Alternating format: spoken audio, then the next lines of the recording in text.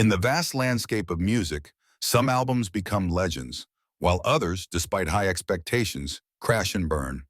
From mismatched collaborations to overly ambitious projects, these notorious albums have sparked heated debates and left many scratching their heads.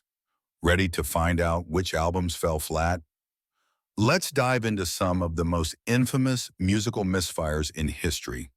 It's important to remember that music is subjective, and every album, no matter how critically maligned, may still resonate with certain audiences.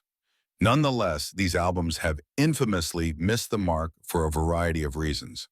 Let us begin with Lou Reed and Metallica's collaborative effort, Lulu.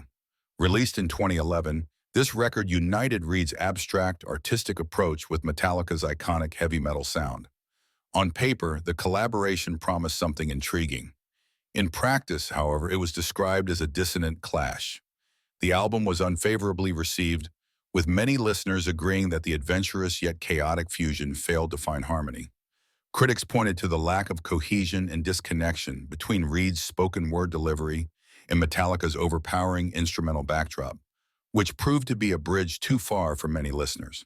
Next, we delve into the much-maligned Chinese Democracy by Guns N' Roses, which finally saw the light of day in 2008 after a notoriously lengthy and tumultuous production period spanning nearly 15 years. While not entirely without merit, the album's rocky road to release set expectations sky high, only for it to falter under the weight of its own anticipation.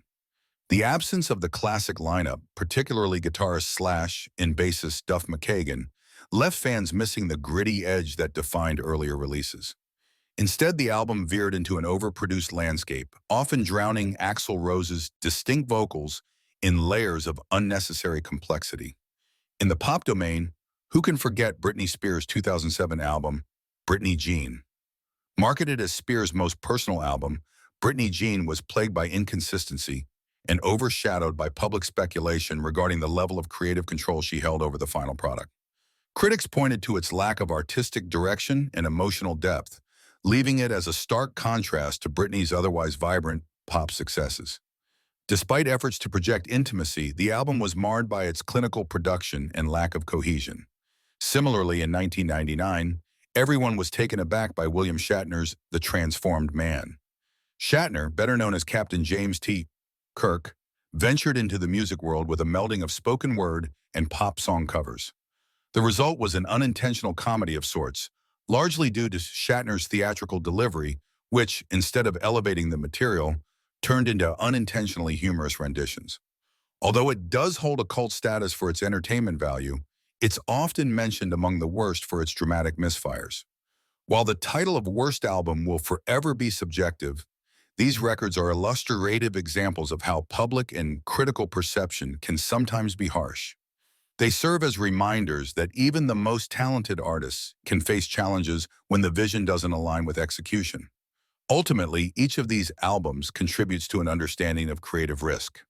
For within the realm of artistry, not every experiment yields desired results. Yet, in their own way, they invite debate over the boundaries of music, a testament to the diverse opinions that drive the evolution of musical expression. Do you agree with this list, or do you think these albums deserve more credit? Let us know your thoughts in the comments below.